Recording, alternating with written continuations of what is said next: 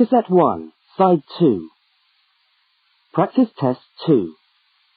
You will hear a number of different recordings, and you will have to answer questions on what you hear. There will be time for you to read the instructions and questions, and you will have a chance to check your work. All the recordings will be played once only. The test is in 4 sections. Write all your answers in the listening question booklet. At the end of the test, you will be given 10 minutes to transfer your answers to an answer sheet. Now turn to section 1 of your question booklet.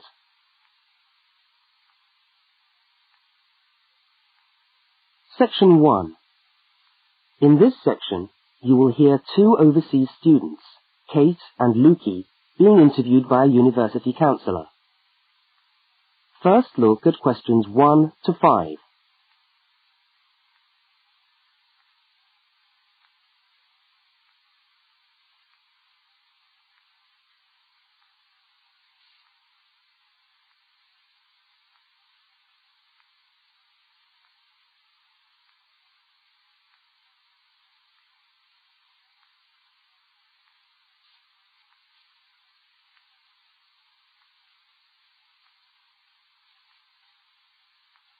You will see that there is an example which has been done for you.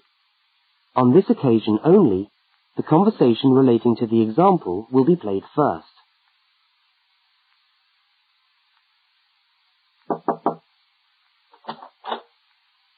Hi there, Kate. Come on in. How are you today? Fine, thanks. Hi, Lukey. How's things? Okay. Well, as I explained on the phone, I'm a counsellor here at the Student Services section of the university. And I'm interviewing overseas students to help me draw up a guide for new students. So I'd be grateful if you could tell me a little about your time since you've been here in Cambridge. Right. Good idea. Now, Kate, let's start with you. Okay. This is your 2nd semester, isn't it? Could you tell us something about your first impressions of the town when you arrived? Yeah. Well, first of all, I was struck by how quiet it is here in the evening. Kate's first impression of the town is that it is quiet in the evening, so quiet is the answer. Now we shall begin.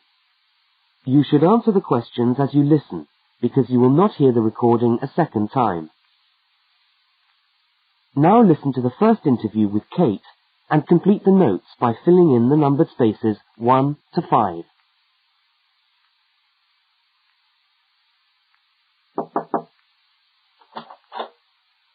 Hi there, Kate. Come on in. How are you today? Fine, thanks. Hi, Lukey. How's things? Okay. Well, as I explained on the phone, I'm a counsellor here at the Student Services section of the university. And I'm interviewing overseas students to help me draw up a guide for new students. So I'd be grateful if you could tell me a little about your time since you've been here in Cambridge. Right. Good idea. Now, Kate, let's start with you. Okay. This is your 2nd semester, isn't it? Could you tell us something about your first impressions of the town when you arrived? Yeah. Well, first of all, I was struck by how quiet it is here in the evening. Yeah, I suppose Cambridge is a quiet place. Where did you live when you first arrived? Well, I went straight into student accommodation. It was a kind of student hostel. Ah, right. So, you didn't have to worry about doing your own cooking or anything like that? No, but sometimes I wished I had. The food at the hostel was awful. Oh, dear. But how were the other students? To be honest, I haven't managed to make many friends, even though the place is full. People seem to keep to themselves. They're not really very friendly. Oh, I'm sorry to hear that. Well, what about the actual course? You're studying, I'm doing a master's by coursework in environmental studies. Oh, right. And how are you finding that? Yeah, well, it's been pretty good, really. I've enjoyed the course, but I feel there hasn't been enough contact with the lecturers. Oh. They all seem to be incredibly busy. The only chance I've really had to talk to them was on the field trip. Well, that's no good. Mm-mm. Could anything be done to improve the course, in your opinion? Well, I think it would be helpful to have meetings with lecturers on the course. Say once a fortnight, something like that. Regular meetings. Yes, that could certainly help. Now, Kate, we'll come back to you in a minute, but I'd just like to ask Lukey some questions. Before they continue the interview, look at questions 6 to 10.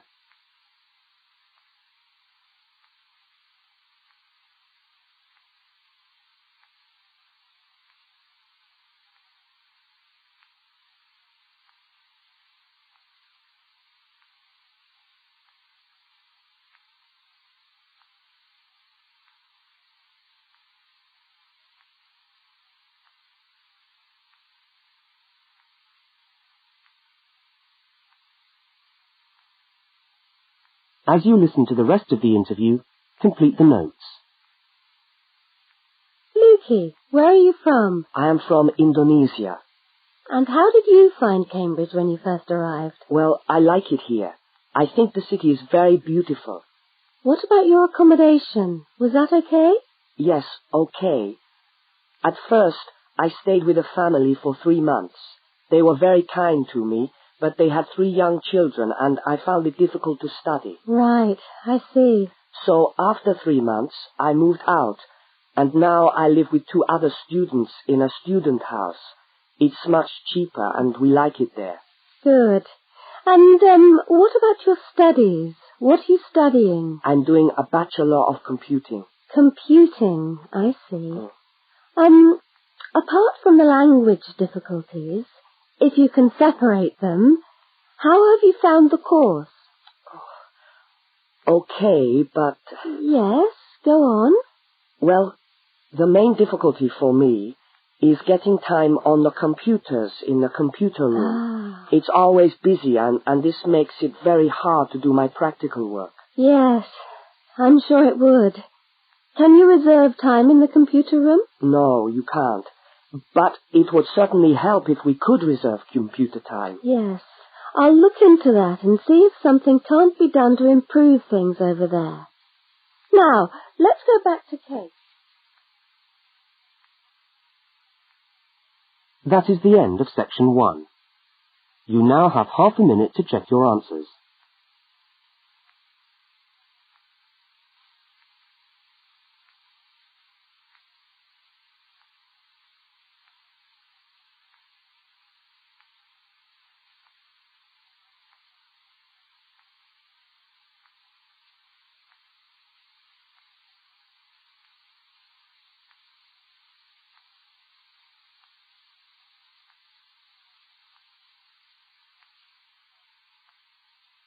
Now turn to section 2.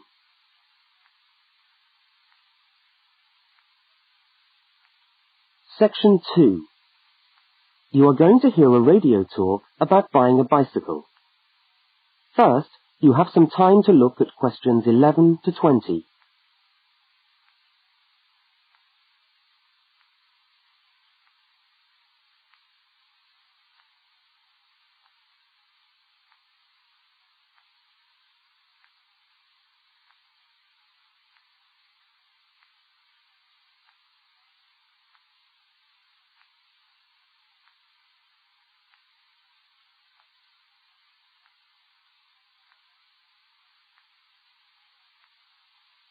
Now listen to the first part of the talk and complete the notes by filling in the numbered spaces 11 to 20. Well, last week we talked about buying camping equipment, and today I'd like to talk to you about buying a bicycle.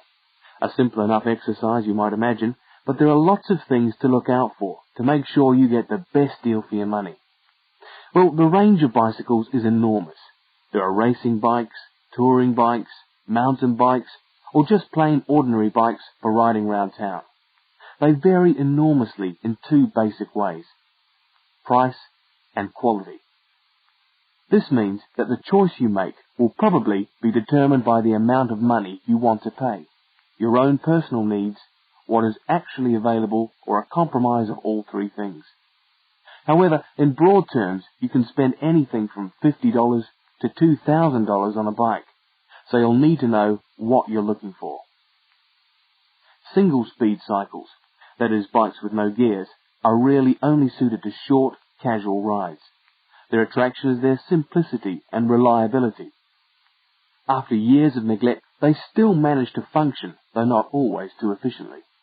If it's basic transport you're after, then you can't go wrong. 3-speed cycles, on the other hand, are all that is really necessary for most town riding, going to the shops and things like that. Like the single-speed bike, they're simple and reliable. If you are going to be going up and down lots of hills, then you'll probably want something more efficient. 5- and 10-speed bicycles are best suited to riding over long distances or hilly terrain and to serious touring. So if it's serious touring you're interested in, get a 5- or 10-speed bike.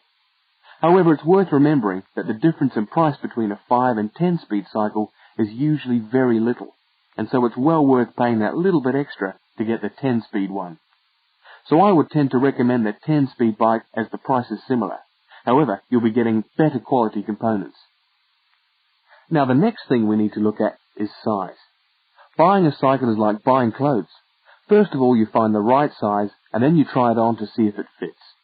Contrary to what you might imagine, the size of the cycle is not determined by the size of the wheels, except in children's cycles, but by the size of the frame. So you'll need to measure the length of your legs and arms to get a frame that is the right size for you. Well, that's all from Helpful Hints for today. That is the end of section 2. You now have half a minute to check your answers.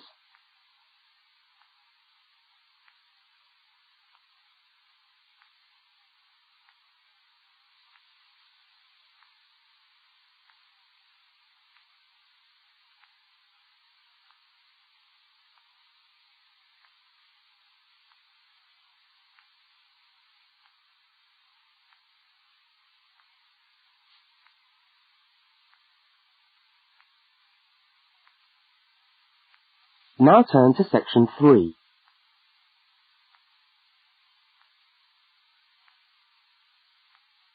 Section 3. In this section, you will hear a conversation between two students, Fiona and Martin, talking about a tutorial topic. First, look at questions 21 to 24.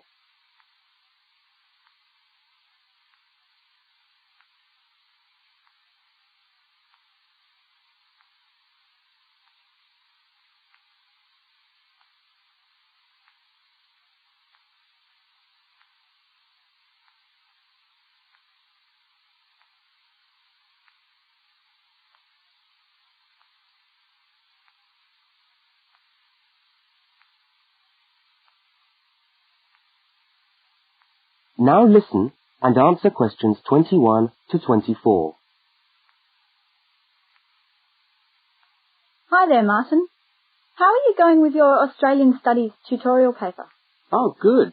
I finished it, actually. Lucky you. What did you do it on? I'm still trying to find an interesting topic. Well, after some consideration, I decided to look at the history of banana growing in Australia. Banana growing? Yeah, banana growing. Fascinating, I'm sure. Well, it's not as boring as you'd think. And I wanted to tie it into the work I've been doing on primary industries and the economy. Anyway, I bet there are a few things you didn't know about bananas. Such as? Such as the fact that bananas were among the first plants ever to be domesticated. Oh, really? Yeah, they're an extremely nourishing food. I suppose you're going to tell me the whole history of banana growing now, aren't you? Well, it'll be a good practice run for my tutorial next week. I'll do the same for you sometime. Okay, fire away. So where were these bananas first domesticated? According to my research, the Cavendish banana, which is a type of banana, and the first type to be cultivated here, actually originated in China, but they had a fairly roundabout route before they got to Australia. You mean they didn't go straight from China to Australia? No, they didn't. It seems that in 1826, bananas were taken from South China to England. I suppose they'd have made a welcome addition to the English diet. Yes, I'm sure. Well, apparently there was an English duke who was particularly fond of bananas, and he used to cultivate them in his hothouse, which is where you have to grow them in England, of course, because of the cool climate. And they became quite popular in the UK. So he was the one responsible for cultivating the Cavendish banana, which was then introduced into Australia. I see, and we've been growing them ever since. Yeah. Now look at questions 25 to 32.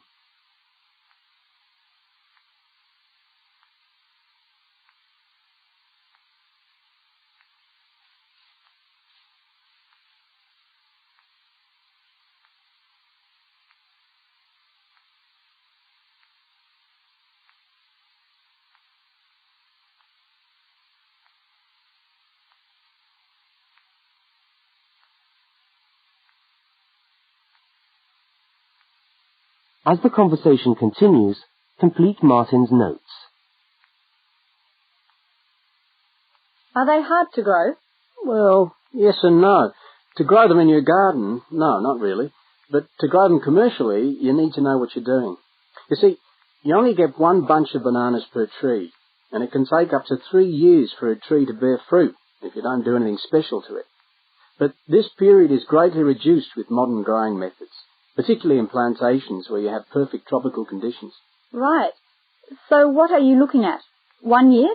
2 years? No, around 15 months in good conditions for a tree to produce a bunch of bananas. And once you've got your bunch, you cut the bunch and the plant down. So how do the trees reproduce then? Well, bananas are normally grown from suckers, which spring up around the parent plant, usually just above the plant. They tend to like to grow uphill, or at least that's the common wisdom. So that's why banana plantations are usually on hillsides, is it? Yeah, they grow best like that. That's interesting. If you plant them in rich soil and give them plenty of water at the beginning of summer, then they should be well advanced by the beginning of winter, when growth virtually stops. But in a country like England, they're hard to grow. Although you can grow them in a hothouse. But in Australia, it's not difficult. No, though even here, the growers put plastic bags around the bunches to protect them and keep them warm. If you go up to the banana growing districts, you'll see all these banana trees with plastic bags on them. But how do they stop the bananas going bad before they reach the shops? Well, the banana bunches are picked well before the fruit's ripe. Once you cut the bunch, the bananas stop growing, but they do continue to ripen. The interesting thing is that once one banana ripens, it gives off a gas which then helps all the others to ripen. So they pretty much all ripen within a few hours of each other. Amazing. So do we export lots of bananas overseas to Europe and Asia, for instance? Well, oddly enough, no. I believe New Zealand takes a small proportion of the crop, but otherwise, well, they're mostly grown for the domestic market, which is surprising when you think about it, because we grow an enormous number of bananas each year. Yes, well, thank you for all that information.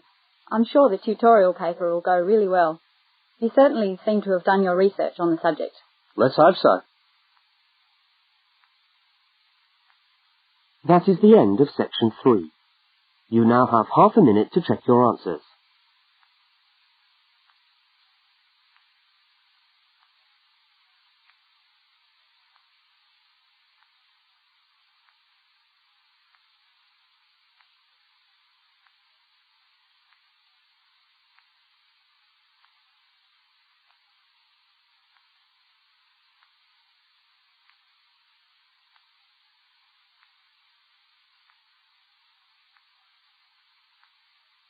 Now turn to section 4.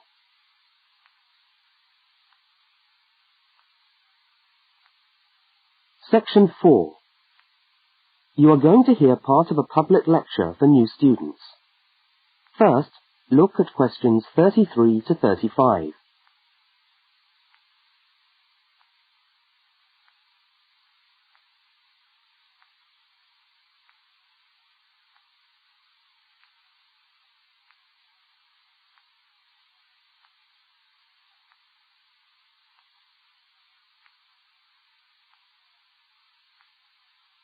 Now listen and answer questions 33 to 35.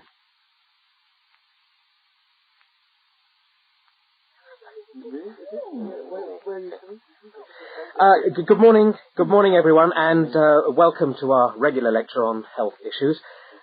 This series of lectures is organised by the Students' Union and is part of the Union's attempt to help you, the students of this university, to stay healthy while coping with study and social life at the same time. So, it's a great pleasure for me to welcome back Ms. Diane Greenbaum, who is a professional dietitian and who has been kind enough to give up her time in what I know is a very hectic schedule to come along and talk to us today. Thank you. Thank you very much, John. May I say it's a pleasure to be back. Now, stresses at university, being away from home and having to look after yourselves, learning your way around the campus, all contribute to making it quite hard sometimes to ensure that your diet is adequate. So, today, I'm going to talk about ways of making sure that you eat well, while at the same time staying within your budget.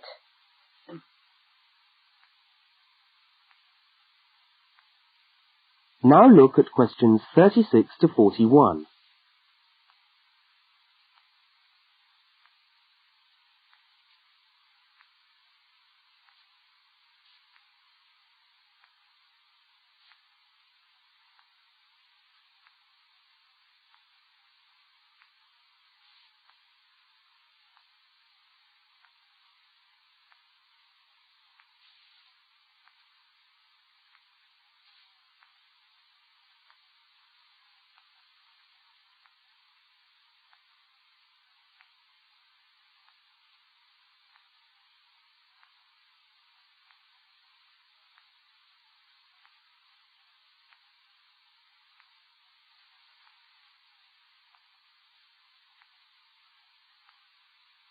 As you listen to the second part of the lecture, complete the notes and diagram in the spaces provided. If you have a well-balanced diet, then you should be getting all the vitamins that you need for normal daily living. However, sometimes we think we're eating the right foods, but the vitamins are escaping, perhaps as a result of cooking, and anyway, we're not getting the full benefit of them. Now, if you lack vitamins in any way, the solution isn't to rush off and take vitamin pills, though they can sometimes help. No, it's far better to look at your diet and how you prepare your food. So, what are vitamins? Well, the dictionary tells us they are food factors essential in small quantities to maintain life. Now, there are fat-soluble vitamins which can be stored for quite some time by the body, and there are water-soluble vitamins which are removed more rapidly from the body, and so a regular daily intake of these ones is needed. Okay, so how can you ensure that your diet contains enough of the vitamins you need? Well, first of all, you may have to establish some new eating habits. No more chips at the uni canteen, I'm afraid. Now, firstly, you must eat a variety of foods. Then you need to ensure that you eat at least 4 servings of fruit and vegetables daily. Now, you'll need to shop 2 or 3 times a week to make sure that they're fresh, and store your vegetables in the fridge or in a cool, dark place. Now, let's just refresh our memories by looking at the healthy diet pyramid. Okay, can you all see that? Good.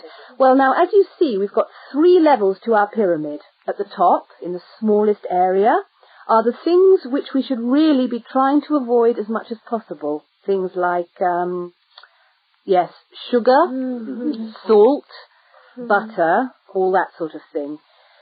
Next, on the middle of our pyramid, we find the things that we can eat in moderation. Not too much, though.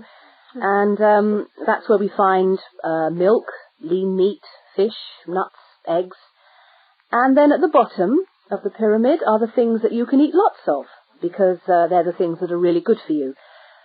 Here we have bread, vegetables, and fruit. So, don't lose sight of your healthy diet pyramid when you do your shopping.